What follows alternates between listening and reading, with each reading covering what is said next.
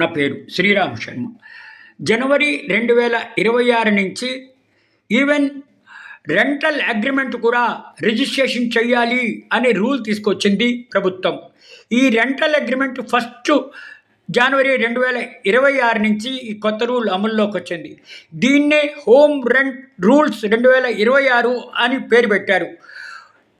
ఒక సంవత్సరం నుంచి ఇంటి ఓనర్, ఇంటి కిరాయిదారికి అనేక సమస్యల వల్ల కోట్ల చుట్టూ తిరగడం మనం చూస్తూనే ఉన్నాం.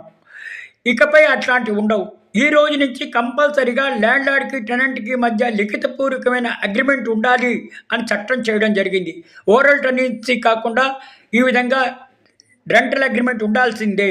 ఇకపై టెనెంట్స్ నుంచి ల్యాండ్లార్డు సెక్యూరిటీ డిపాజిట్ కేవలం 3 నెలల రెంట్ మాత్రమే తీసుకోవాలి. ఇష్టం వచ్చినట్టుగా సంవత్సరం రెంట్ కట్టాలి, 50,000 ఇవ్వండి, 60,000 ఇవ్వండి, 1,00,000 ఇవ్వండి అనడానికి వీల్లేదు. ఇకపై ఈ 2 నెలలు 3 నెలల్లో టెనెంట్కి దగ్గర నుంచి డిపాజిట్ తీసుకోవాలి. మధ్య కొట్లాటలు లేకుండా ఉండడానికి ప్రభుత్వం ఈ అగ్రిమెంట్ ప్రవేశపెట్టింది. ఈ అగ్రిమెంట్ కంపల్సరీగా రిజిస్టర్ చేయాలి సబ్ రిజిస్ట్రార్ ఆఫీస్లో. రెంటల్ రూల్స్ 25 నుంచి ఆన్లైన్లో కూడా రిజిస్ట్రేషన్ చేసుకోవచ్చు. మీ ఇంటి నుంచో, మీ సిస్టమ్ నుంచో, డెస్క్టాప్ నుంచో ఆన్లైన్లో కూడా రిజిస్ట్రేషన్ చేసుకోవచ్చు.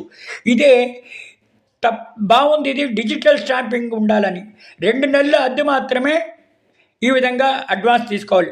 90 రోజుల ముందు అద్దె పెంచడానికి నోటీస్ ఇవ్వాలి ఇంటి ఓనరు. అంతేగాని ఎప్పుడు పడితే అప్పుడు అద్దె పెంచేస్తాం అని అనడానికి వీల్లేదు. ఈ కొత్త డిజిటల్ రిజిస్ట్రేషన్ చాలా బాగుంది.